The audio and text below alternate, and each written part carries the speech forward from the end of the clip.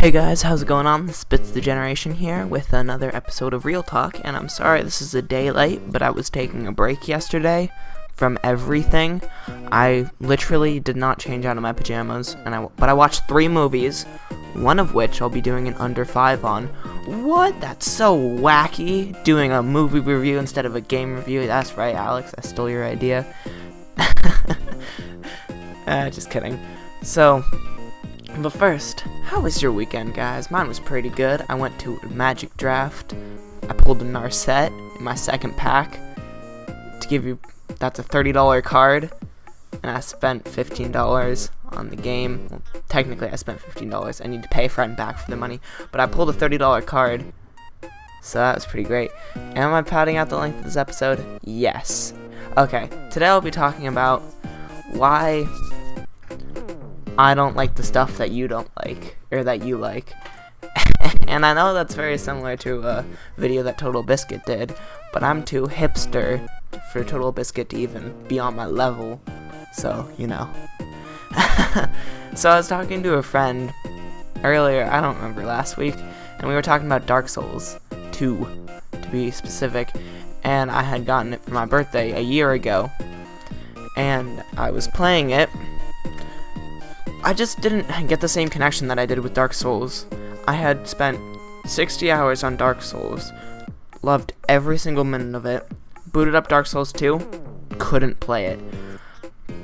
And there's a variety of reasons for that, and I don't really know all of them, but it gives you an idea of how there's that keyword that I was talking about last week. I think I posted yes.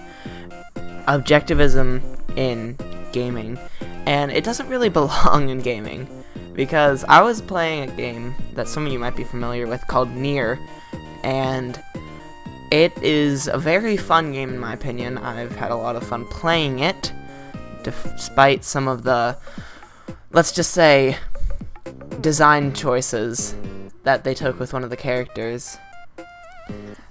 And I've had a lot of fun playing it, but it's much worse, objectively, than Dark Souls 2. You can debate that, you can debate me on that, but in my own eyes, a game that I dislike and a game that I like, the game that I dislike is better than me, objectively, but I'm still able to put time into Nier more than I am to put time into Dark Souls. I think I put 3 hours into Dark Souls, and I put like 7 or 8 hours into Nier so far, and I'm not even done with it. So, it just shows you how objectivism can't really exist inside video games on an aspect of playing the games, if that makes any sense. Because if you're playing a game, fun is one of the very few things that matter. And I know you can debate me on that, like, oh, I was playing solo queue in League of Legends, and I was just having an awful time. But on some level, you play for fun. None of us, except for playtesters and game makers, would play for anything other than fun, or would not play for anything other than fun. So, fun is the ultimate factor in any game. Even if objective reviews, you should watch. Oh, I was gonna put a link to something in the description of last Real Talk, but I don't do that. You can look it up. If you're too lazy to look it up, then you don't deserve to watch it. But you should watch a review, an objective review on Final Fantasy 13 by Jim Sterling's son. And I felt it summarized everything wrong with people calling for objective reviews in video gaming. And that's another thing too. It kind of makes me sad that there are so many more well-spoken people on the internet, because I can't vie for that space. So it's just like, oh, well, you got me beat, I concede. But I still keep making videos because I want to. Also, sorry for not posting a review last week. I got overwhelmed with work. I had 4 tests on Friday. That was the day before break. But now it's break, and I won't even put work into this next review. All of my videos are recorded on the day. Oh, I don't even have video for this yet. Okay, back what I was saying. Objectivism doesn't belong in video game. Well, okay.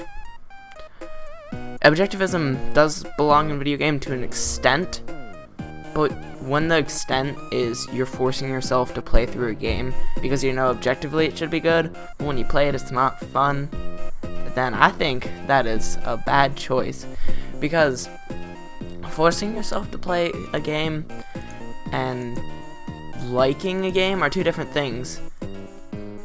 You can like a game that's awful. Like, I know when I was a kid, I played BattleBots for the Game Boy. Loved it. Probably an awful game. I haven't even looked at it since. But that just gives you an idea that when you play certain games, and this is also bridging into nostalgia territory, when you play certain games, objectivism doesn't belong. I keep saying doesn't belong, but it does to a certain extent. But when you're playing a game, objectivism is nowhere near what should be expected of it. Because, like I said, there can be a fun and stupid game. Nobody grades Saints Row for down on its storytelling, but they would grade down others on their storytelling because that's a story-centric game. But logically, if you're looking at it objectively, they should be both Saints Row